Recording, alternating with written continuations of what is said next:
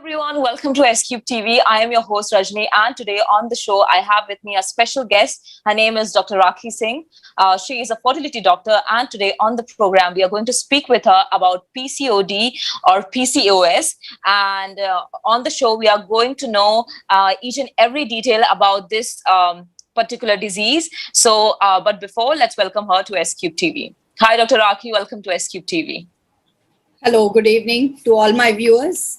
And I am Dr. Rakhi Singh. I am the Endocrine Committee Chairperson of Conceive, which is the women's wing of Obs and Gynae of India. That's amazing. Today we're going to learn about the PCOS, which is very fondly word used in most of the adolescent children. Let's learn what is about PCOD. Definitely. So thank you so much for taking your time out and, coming to the show and speaking with us. Without wasting any more time, I just would, directly like to jump onto my very first question. And I would like to ask you my very first question, which is, Doctor, if you can, please tell us the difference between PCOD or PCOS. What is the difference between these two? And what is the global incidence of it? Basically, both the things, either we call it as PCOD or PCOS, is the same.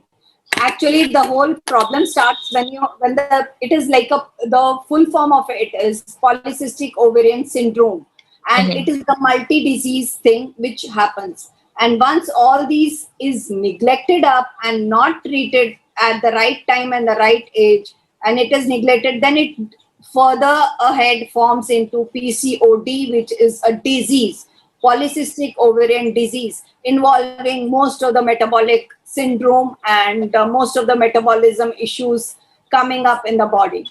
And the incidence, when we come down to, incidence is somewhere around 10 to 15% of PCOD in the reproductive age group and the young adolescent. And to be very specific, it is 1 in 10 adult reproductive age group children, what we find PCOD, and in 2 in 10 children of adolescent age, what we are finding, which is increasing in incidence in the adolescents.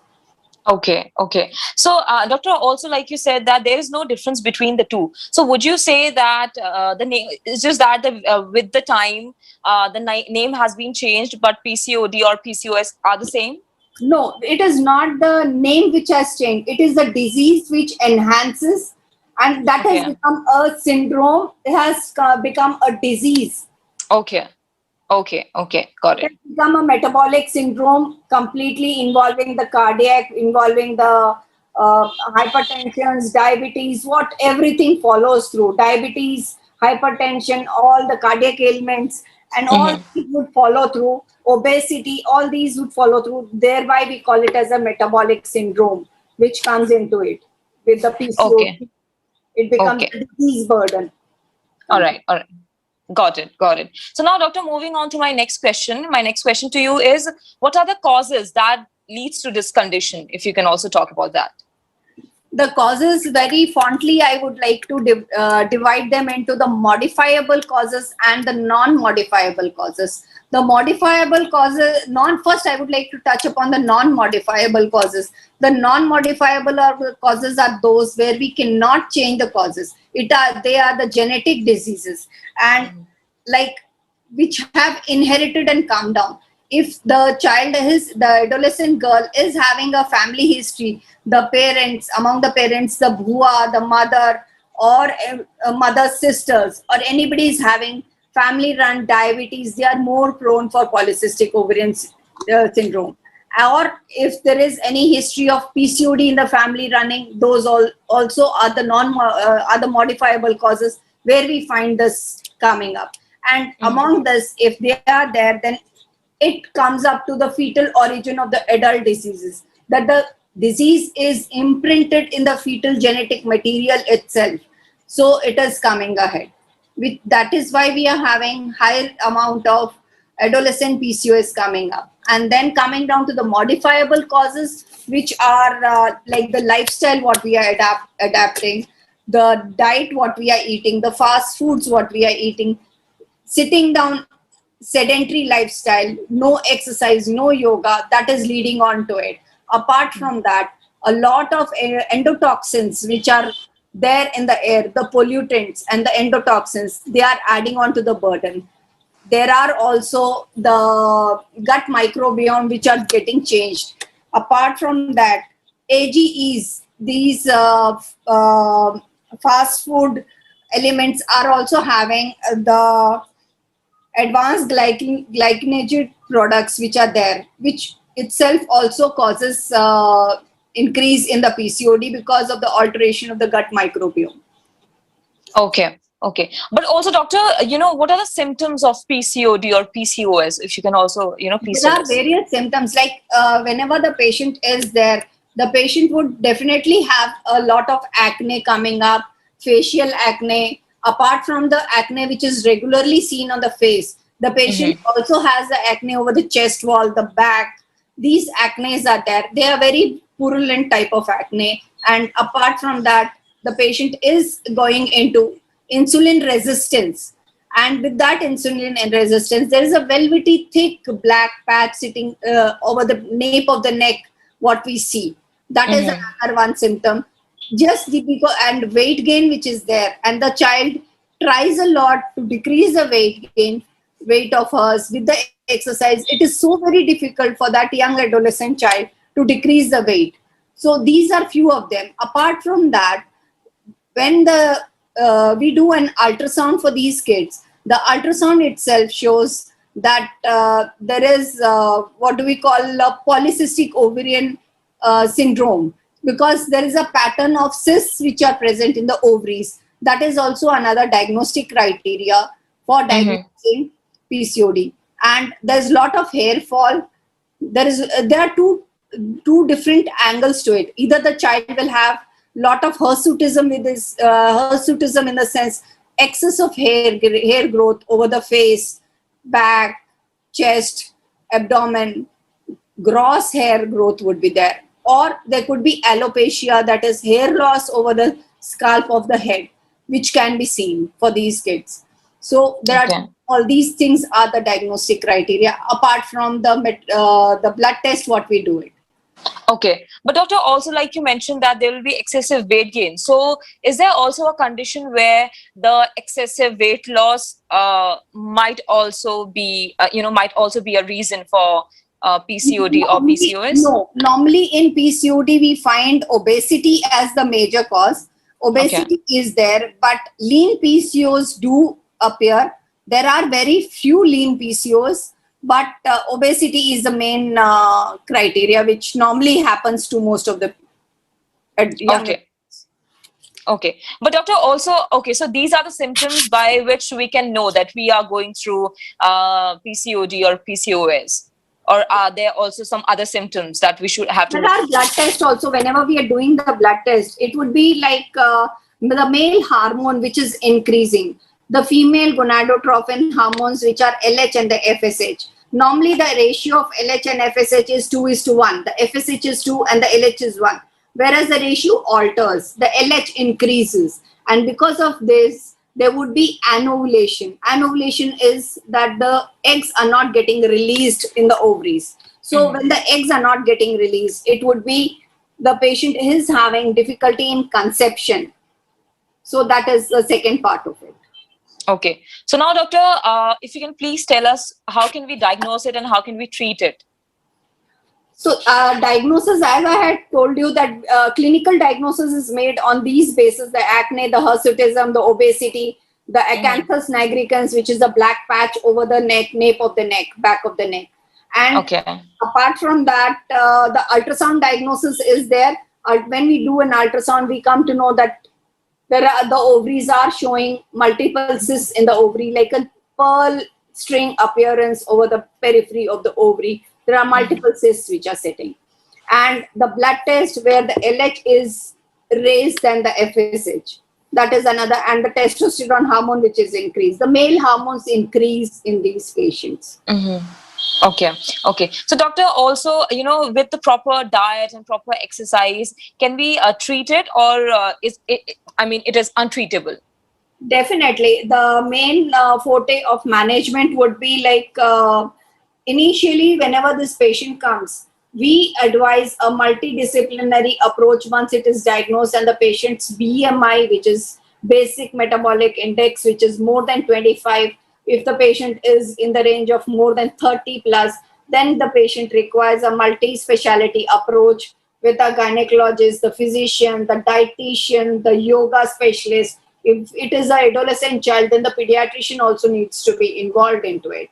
And we ask these children to do a lot, exercise a lot. A walking of at least 30 minutes, brisk walking is required, or 150 minutes in a week, the patient can do it. And the initial weight loss target should not be very robust target, which can be given to these kids. Initial, the target, what we need to give it is around 5 to 10% of the weight loss is only advised for these patients. Okay. Also, doctor, is there a particular age that we should be worried about if that, if a child gets PCOD or PCOS in that particular age? As I had told you that the age is jab jago tab savera, is whenever you detect it, that time only we need to be very much vigilant about our diet, not eating any of the fast foods, eat or the acidulated drinks, all those, eat high protein diet. Unnecessary binge eating is not going to help us out, and exercise and sedentary lifestyle should be not opted for, and we need to continue with that format of it. That would help us out. Okay. And also, can we also get it at any age? Yeah, it can happen at any age. That is what I said. It starts from the in utero itself. When the baby is in the womb itself, the symptoms would be like small for gestational age, or IUGR, or intrauterine growth retardation, or preterm labors. And then in the neonatal age, from 1 to 4 years of age, again, the child may be obese in the increased weight gain in the child could be seen, and the less amount of activities. That all these things would definitely lead to further on in the life for the polycystic ovaries. So exercise and yoga is the first and the foremost thing which needs to be done. All right. Got it. So, doctor, also, does PCOD or PCOS affect fertility? Definitely, it does affect, because the LH hormone increases, and as the LH hormone increases, the patient, these PCOS patients go into anovulatory cycles. As their cycles are irregular and they go into anovulation, that is, the cycles are very reduced, and these patients most of the time don't get periods also, and that increases the load of going into anovulation. So because of anovulation, if the ovulatory cycles are only not there, if the patient itself is not having periods regularly, and we aim at having at least 8 to 9 periods per year, at least the child should have, and they are not having it, they are having anovulatory cycles, definitely they would have a fertility issues. And these young adults should be meeting their doctor, fertility specialist, for the treatment of it. Okay. So, like I was about to ask you that what can we do about it? So we should go see a fertility doctor, and we should properly do the exercises and eat good. So these are the things that we should follow. Okay. So now, also, doctor, I have one more question to you, which is, if one have PCOD or PCOS, should they see a fertility doctor before trying to conceive? That's what I said, that they need it. Most of the time, these patients have anovulatory cycles. When the egg itself is not getting released, how will they conceive better? So it is much better they regulate their cycles. They just get a follicular study done, follicular tracking, what we call as, so that they know whether the egg in the natural cycle is coming out or not. If it is coming out, then okay, fine. And if they do little amount of exercise, and if they are obese, if their BMI is high, that basic metabolism is high, then BMI is high, then we need to reduce. We need to focus on weight loss. And 10 to 15% of weight loss is not required. Only 5% of weight loss also done would definitely help. Then 2 to 5 kg of weight loss will also do wonders for these patients. Okay. So to lessen these symptoms, they can do exercises and eat good. So this is what Okay. No sedentary lifestyle, exercise, and eat healthy, low carbohydrate, high protein diet is the mandatory thing what we need to follow. Okay. Okay. So, also, doctor, should there be a kind of diet of food habits that should be included in these problems? Are there any particular foods that you would like to mention, that these patients to have? I just told Vita that we need to have low carbohydrate diet and high protein diet. Lot Mm-hmm. of proteins. Ideally, what I would advise is the platter with all the colors in it. Mm-hmm. The plate should have all the colors, and Okay. it should not be like this. The more than 1/3 or 2/3 of the plate or half of the plate is having one color, and the others like proteins, dals, vegetables, fruits. Everything should be included, and the carbohydrate should be minimum, Mm-hmm. and more of proteins should be there in the diet, Oh, because as it is, these patients are more prone to going in for a diabetes in later on. yeah. These patients are those which have insulin resistance, subclinical diabetes, what we call. Mm-hmm. Okay. Also, doctor, are there any myths related to PCOD or PCOS that you would like to, speak about, that people generally have, that people come to you with? Nowadays, the young adolescents are quite aware of PCOD or PCOS or PCOS, they call it. Mm-hmm. But there is the other aspect also to it. They come down with the reports of multicystic ovaries. Okay, fine, it is PCOD. They confirm it themselves. It is not that. Mm-hmm. Once the young child has got the periods, we need to give 2 years before labeling her as a PCOS or PCOD, because at that point of time on ultrasound the images do give a polycystic appearance. So after the menarche, wait for 2 years before 2 or 3 years before we label this child as PCOS or PCOD. And active exercise in this young adolescent age would definitely do wonders and avoid the disease burden further ahead. Okay. Okay. Also, doctor, I have one more question. Generally when a woman goes through periods, so she generally have this confusion that should she exercise, or will it be harmful, or how is it going to be? And also, if she is pregnant, so what would you recommend? See, PCOD, once she is pregnant, it doesn't comes into picture. Okay. That is out of it, right? Okay. And exercise during periods is definitely yes. There is no for it. Any Okay. person can do exercise, and exercise ideally should be conducted continuously.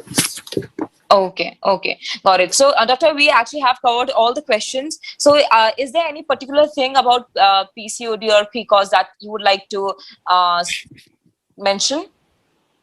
Basically, these children are those at times who have lot of obesity. They got their image issues building up, psychological problems building up. That is a major factor which is a concern. And Mm-hmm. the second major factor is when they're not conceiving. That is another major factor which is of a concern for these children. So we need to address these two issues very sensitively and treat them.